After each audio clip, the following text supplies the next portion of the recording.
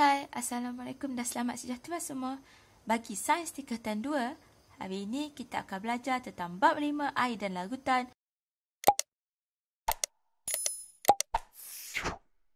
Dan topiknya 5.3 pembersihan dan pembekalan air. Okey, lazimnya kita tahu sumber air kita adalah datang daripada air sungai. Okey, kebanyakan di Malaysia. Jadi air sungai ini sebenarnya mengandungi benda asing, mikroorganisma dan juga bahan-bahan yang terlarut, termasuk dalam bahan-bahan kimia. Jadi, sebelum ianya dibekalkan ke rumah-rumah kita, jadi perlulah dilakukan proses pembersihan terlebih dahulu. Yang mana air tersebut, air sungai ataupun daripada sumber-sumber lain, akan dibersihkan dan dirawat terlebih dahulu sebelum dibekalkan kepada sistem perpaipan ke rumah-rumah kita. Okey, jadi untuk apakah proses pembersihan ini? Proses pembersihan ini diperlukan untuk kita menyingkirkan beberapa perkara yang penting dalam air. Iaitu yang pertama ialah untuk menyingkirkan bau air yang terdiri daripada pelbagai bau yang kurang menyenangkan kerana terdapat bermacam-macam di dalam sungai terutamanya.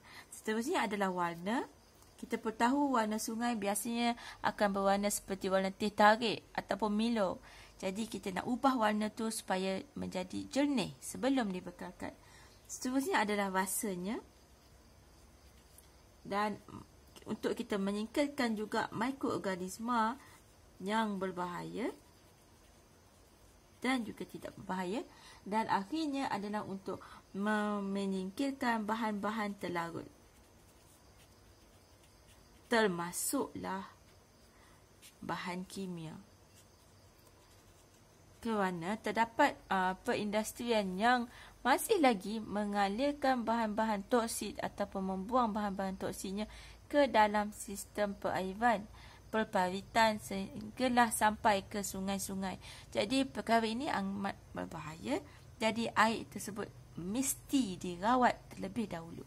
Okey, mari kita lihat 4 kaedah pembersihan air yang boleh dijalankan sebelum dibekalkan kepada kita untuk tujuan makanan, untuk pembuatan makanan, pembuatan minuman dan juga kegunaan harian. Baik, kita lihat dahulu apakah 4 kaedah ini. Okey, kaedah pembersihan air. Mari kita lihat kaedah pembersihan air. Terdapat 4 kaedah utama bagi pembersihan air, iaitu kaedah penurasan, pengklorinan, pendidihan dan penyulingan. Okey, jadi saya cikgu gariskan supaya lebih jelas. Okey, kita ada 4 kaedah ini. Kita tengok satu persatu dahulu ya. Okey, kita tengokkan dengan penurasan terlebih dahulu.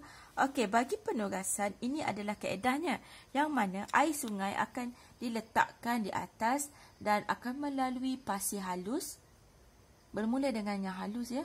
Kemudian pasir kasar, batu kerikil, batu-batu yang lebih, batu-batu kecil. Tetapi ianya saiznya lebih besar daripada batu kerikil. Dan seterusnya, air tersebut akan mengalir dan menjadi hasil turasan. Okey, ingat ya, penurasan ini perlu dimulakan dengan pasir yang paling halus terlebih dahulu, sehinggalah ke batu yang paling besar.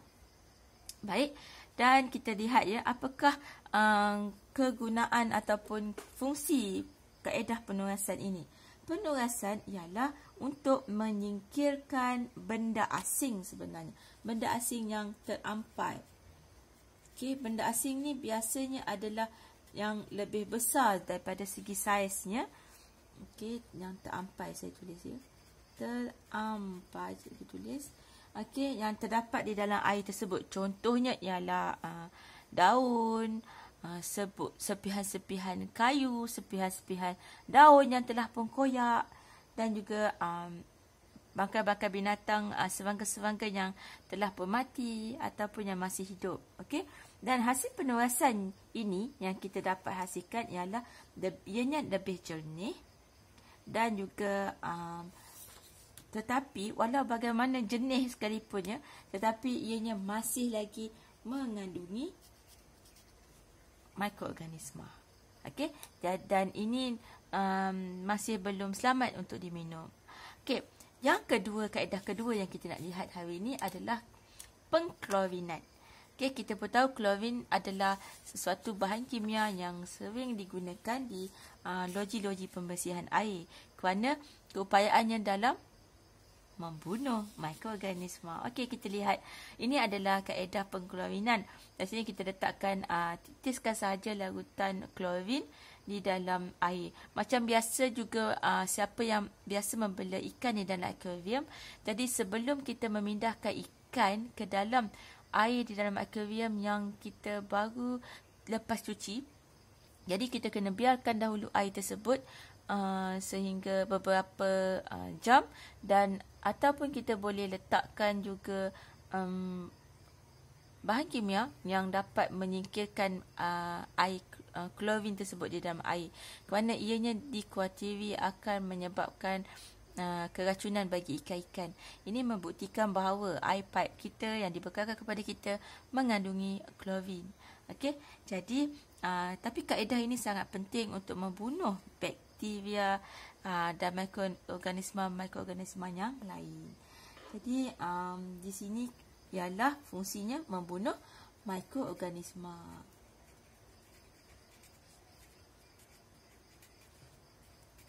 Termasuklah virus, bakteria. Okay? Dan air klorin ini, dia hasilnya air yang berklorin tiada mikroorganisma. Okay? Seterusnya ialah pendidihan. Kaedah pendidihan yang selalu kita gunakan untuk kita minum air. Kita ambil air daripada bekalan air, kemudian kita akan masak ke dalam cerik kita dan sebelum kita minum. Okay?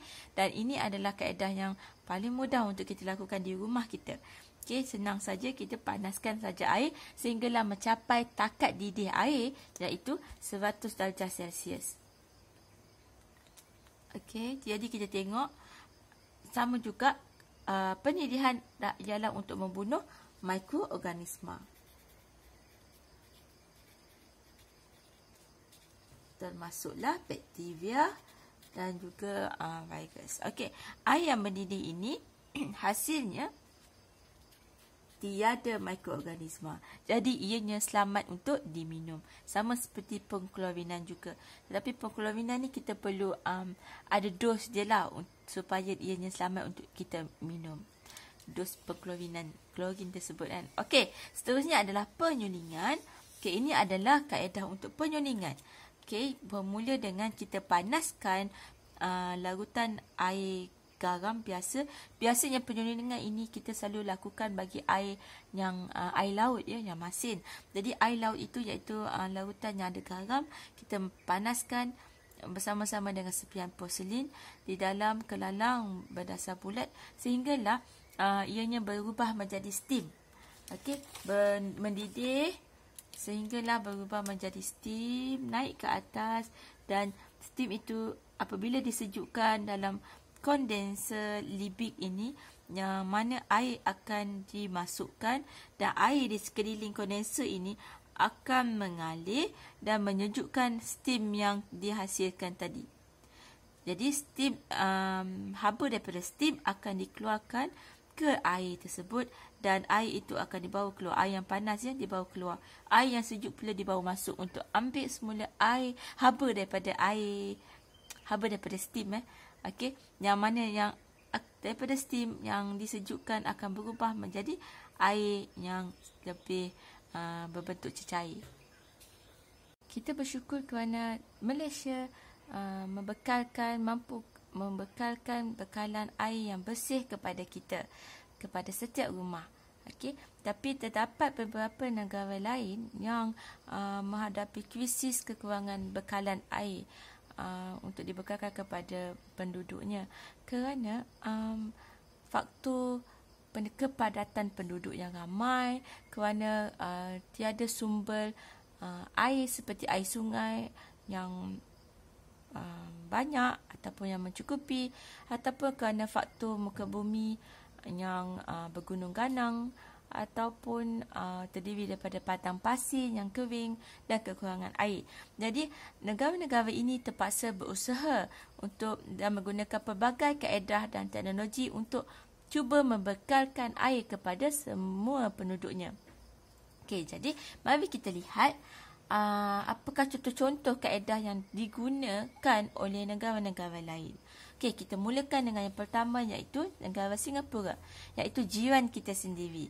Okey, yang mana Singapura ini menggunakan kaedah mengitar semula air kumbahan.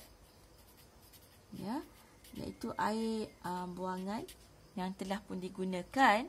Jadi dikitar semula dan diproses, dirawat dan dibersihkan untuk menghasilkan air yang bersih, cukup bersih dan berkualiti sebelum dibekalkan kepada rakyatnya. Okey, dan contoh yang telah pun dilakukan oleh Singapura adalah menghasilkan NEWater, iaitu air yang telah pun dirawat hasil daripada air kumbahan. Dan ini adalah contoh gambar-gambar kaedah teknologi NEWater. Air kumbahan ini diproses kembali, dirawat dan diletakkan bahan-bahan. Dan ini adalah contoh-contoh NEWater, iaitu air kumbahan yang telah pun dirawat dan dikumpulkan sebelum dibekalkan kepada semua penduduk Singapura. Kebanyakan penduduk Singapura.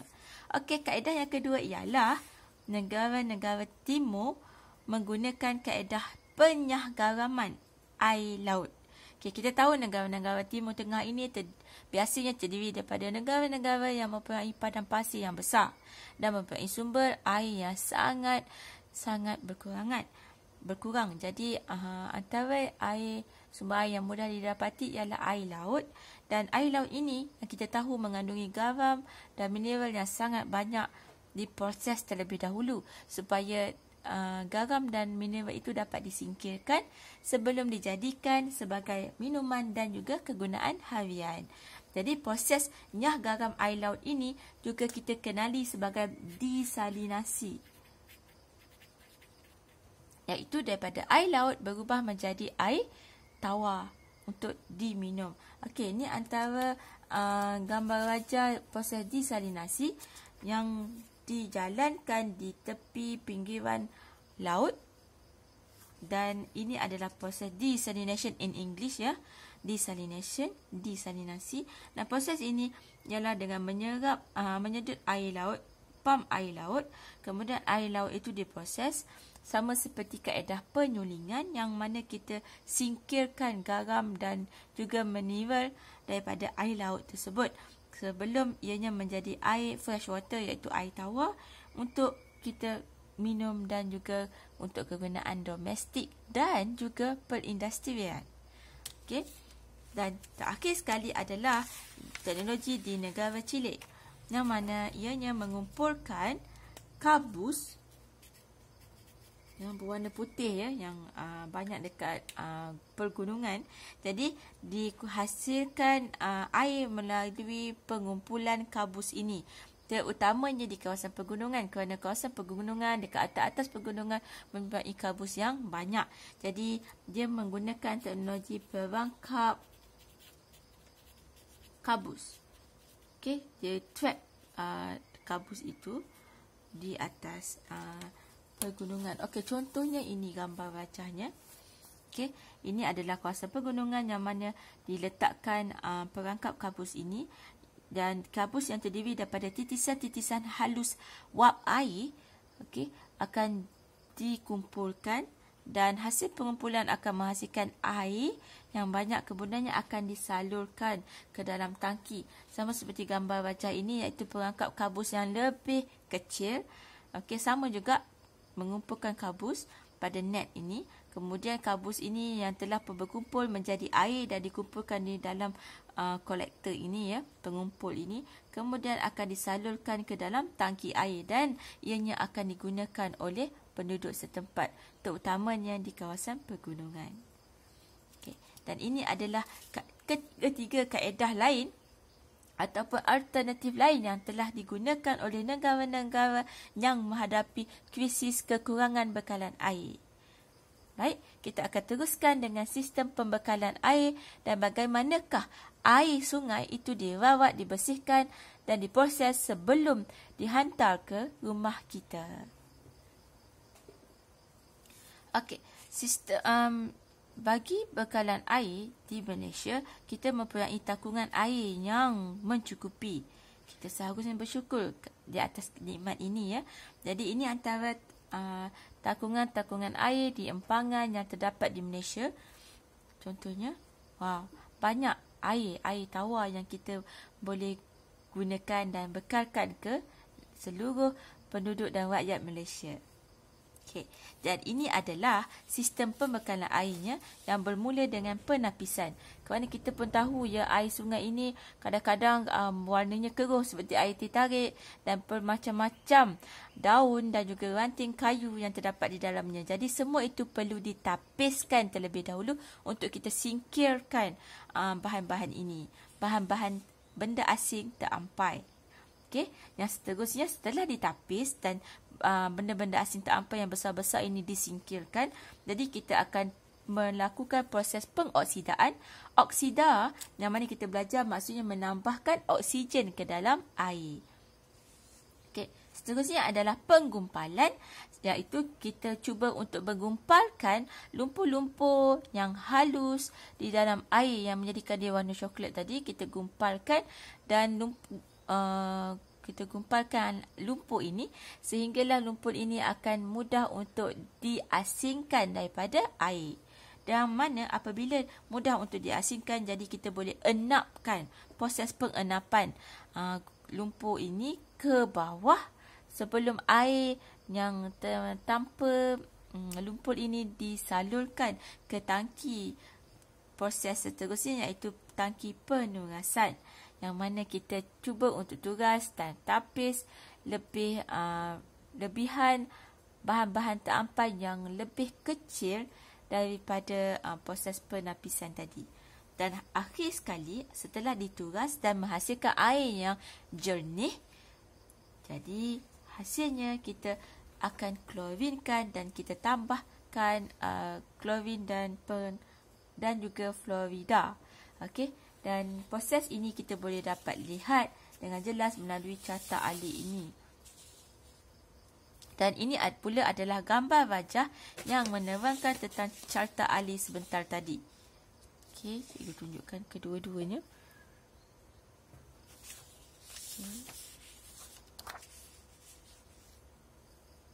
Okey, jadi sekarang ni mari kita ulang kaji semula sistem pembekalan air. Baik. Kita mulakan dengan proses penapisan. Seterusnya pengoksidaan, iaitu kita tambahkan oksigen. Penggumpalan, tambahkan kapur mati dan alum untuk menggumpalkan lumpur. Seterusnya pengenapan, lumpur-lumpur yang telah bergumpal tadi mempunyai ketepatan yang tinggi dan kita enapkan ke bawah. Proses pengenapan. Seterusnya hasilnya kita tugaskan dengan menggunakan pasir halus, pasir kasar dan batu, iaitu proses penurasan, dan hasil turasan ini kita alirkan ke tangki pengklorinan dan pengfluoridaan, yang mana kita tambahkan fluorin dan juga klorin yang mana dapat membunuh mikroorganisma sebelum disimpan di dalam tangki air dan disalurkan ke tangki simpanan di kawasan kediaman dan juga bagi kegunaan perubatan dan perindustrian. Dan mudah sahaja. Okey, kita ulang balik gambar-gambar yang ada di sini, iaitu takungan air.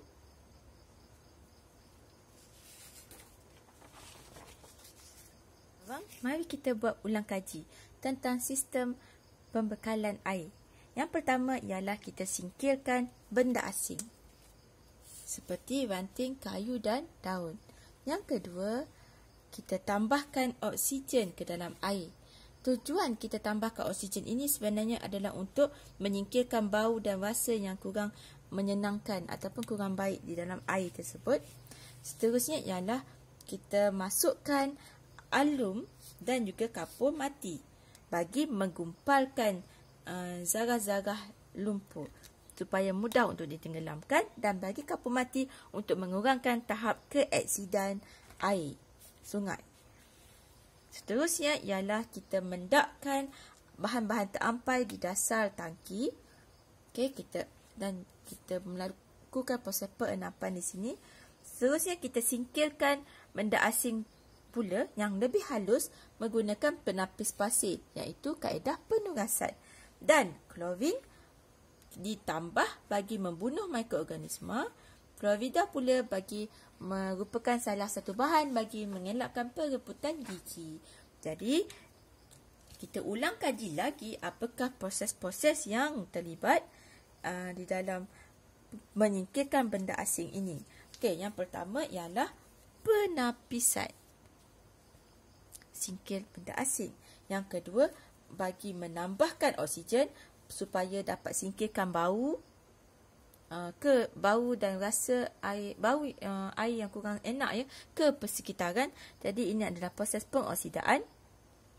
Seterusnya adalah proses penggumpalan. Kita gumpalkan lumpur dengan menggunakan alum dan juga tambah kapur mati.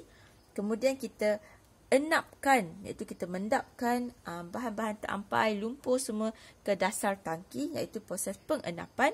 Seterusnya kita singkirkan benda asing menggunakan penapis pasir, iaitu kaedah penugasan. Dan akhir sekali adalah tambahkan klorin dan fluorida, iaitu proses pengklorinan dan penfluoridaan. Mudah saja. Penapisan, pengoksidaan, penggumpalan, pengenapan, penugasan dan pengklorinan, pengfluoridaan. Dan kita teruskan dengan cara melestarikan air. Okay, kaedah untuk melestarikan air, kita tahu air adalah sumber air utama di Malaysia. Tetapi malangnya berlaku pencemaran air yang semakin berleluasa hasil daripada perindustrian dan aktiviti pertanian yang menghasilkan banyak baja dan racun kimia yang dialirkan ke air sungai melalui sistem pemperbitan. Jadi ini adalah amat membahayakan dan tidak sesuai untuk kegunaan kita dan juga kepada alam sekitar dan juga hidupan-hidupan akuatik dan juga tumbuh-tumbuhan, iaitu yang berada di kawasan hutan. Okay. Jadi bagaimanakah kaedah untuk kita melestarikan air kita yang telah pun tercemar ini dan kita nak mengurangkan pencemaran ini? Jadi antara kaedah yang kita boleh buat ialah kita kurangkan penerokaan hutan. Okey, akibat daripada penerokaan hutan yang berkurangan, jadi kita dapat membersihkan air dalam keadaan semula jadi. Jadi kita kurangkan penerokaan hutan dan kita biarkan hutan menjadi kawasan tadahan air dan bukan sebagai aktiviti pertanian yang banyak menghasilkan bahan-bahan kimia yang dialirkan ke sungai. Okey, yang kedua ialah guna semula air yang kita dah pakai di rumah ataupun tadahan-tadahan air hujan kita boleh guna pakai untuk menjiram tumbuh-tumbuhan kita, okey, untuk membersihkan halaman rumah, okey. Dan seterusnya ialah kita jimatkan penggunaan air. Macam cikgu cakap tadi, jika boleh tadahkan air hujan, jadi air tersebut boleh digunakan untuk kegunaan siram air bagi tumbuhan-tumbuhan, tanam-tanaman dan sebagainya. Dan juga kaedah pencucian. Selain daripada tiga cara ini, kita juga boleh mempunyai kesedaran, iaitu dalam membuang bahan buangan domestik kita, iaitu yang datang daripada rumah kita sendiri. Jadi dengan kesedaran supaya tidak membuang sampah ke dalam sungai. Apabila kita membuang sampah ke dalam sungai, jadi pencemaran berlaku, terlalu banyak benda asing, mikroorganisma yang daripada bahan-bahan buangan makanan kita ataupun hasil-hasil bahan buangan yang kotor daripada rumah kita ke dalam sungai dan menjadikan air itu mengandungi mikroorganisma yang lebih banyak. Okay. Dan selain daripada itu juga kita boleh naik taraf sistem pembentungan yang ada di negara kita yang mungkin seperti mana yang pernah dilakukan oleh negara Singapura, sehingga kan air kumbahan tersebut boleh digunakan di kita semula menjadi air untuk diminum dan juga untuk kegunaan harian. Dan yang ketiga adalah sanitasi yang lebih baik, iaitu yang datang daripada tandas kita, yang kita boleh tahu banyak mikroorganisma yang yang boleh dialirkan ke dalam air sungai. Jadi ketiga-tiga ini antara kesedaran yang kita boleh lakukan. Okey, seterusnya ialah bahan buangan industri, iaitu yang datang daripada kilang-kilang perindustrian di negara kita. Jadi bagi mengurangkan pencemaran akibat bahan-bahan perindustrian ini, jadi kita perlu ketatkan undang-undang di negara kita bagi supaya air-air ataupun sisa-sisa pembuangan yang melibatkan bahan-bahan kimia ataupun bahan-bahan perindustrian lain yang mungkin tidak berbahaya tetapi mempunyai kandungan nutrisi yang agak tinggi, jadi perlu dirawat terlebih dahulu sebelum dialirkan ke dalam sungai ataupun dibuang ke dalam sungai. Dan juga selain daripada itu, kita boleh juga kawal sisa-sisa pembuangan ini ke dalam sungai. Jadi kita ketatkan undang-undang untuk mengawal. Okey, kita ada dua jenis lah, kawal supaya ada had dia yang tertentu dan tidak secara berleluasa. Dan satu lagi adalah kita rawat dulu sebelum dibuang ke dalam sungai. Kawal dan rawat. Okey, selain daripada bahan buangan domestik dan industri, terdapat juga bahan buangan pertanian. Okey, yang datangnya daripada tanah-tanah yang telah pun dituaka hutannya dijadikan aktiviti pertanian dan mana kerap disembul racun serangga, racun rumpai dan juga baja-baja kimia. Jadi yang mana apabila hujan akan dialirkan ke sungai. Jadi kita perlu didik para petani ataupun pengusaha supaya menggunakan baja yang mudah terbiodegradasi, iaitu baja yang mudah terurai, yang baja organik, okey, yang tidak membahayakan hidupan air dan juga tidak membahayakan bagi proses pembekalan air kepada kita. Dan selain daripada kita bagi pendidikan kepada petani bagi baja terbiodegradasi, kita juga boleh bagi pendidikan kepada petani bagi menggunakan racun perosak yang terbiodegradasi juga. Jadi yang dua kaedah lah, satu kita gunakan baja terbiodegradasi, yang seterusnya adalah racun perosak terbiodegradasi. Okey, dan terakhir sekali yang sering menyebabkan pencemaran air adalah tumpahan minyak yang datangnya daripada laut, kapal-kapal laut yang menyebabkan airnya tercemar dengan minyak-minyak yang terapung dekat kawasan atas permukaan air. Jadi antara yang kita boleh lakukan untuk membendung tumpahan minyak ini ialah dengan membendung dan memungut tumpahan minyak. Memungut tumpahan minyak dengan pelbagai proses. Juga mungkin juga boleh menggunakan kaedah kimia dan juga kaedah menggunakan mikroorganisma. Okey, bakteria yang boleh mencerna, melisiskan minyak-minyak ini. Dan seterusnya kita juga boleh tingkatkan pengawasan udara melalui penglihatan daripada permukaan atas, yang mana kita boleh lihat dengan jelas di manakah tumpahan minyak berlaku di atas kawasan minyak tersebut, dan ini boleh dilakukan dengan kerjasama unit udara polis kita. Jadi ini adalah antara kaedah-kaedah dan cadangan-cadangan bagi cara melestarikan air yang mana telah pun tercemar dan juga boleh mengurangkan pencemaran kita. Okey, dan ini soalan ini biasanya ditanya dalam berbentuk soalan kebat. Jadi anda boleh menguraikannya dalam beberapa bentuk poin, satu poin dalam bentuk satu ayat. Dan ianya lebih mudah untuk kita kenal pasti poin-poin tersebut. Okey, sekian saja untuk bab 5 iaitu air dan larutan, dan juga bagi subtopik hari ini iaitu pembersihan dan pembekalan air. Okey, jumpa lagi. Jangan lupa like dan subscribe. Bye.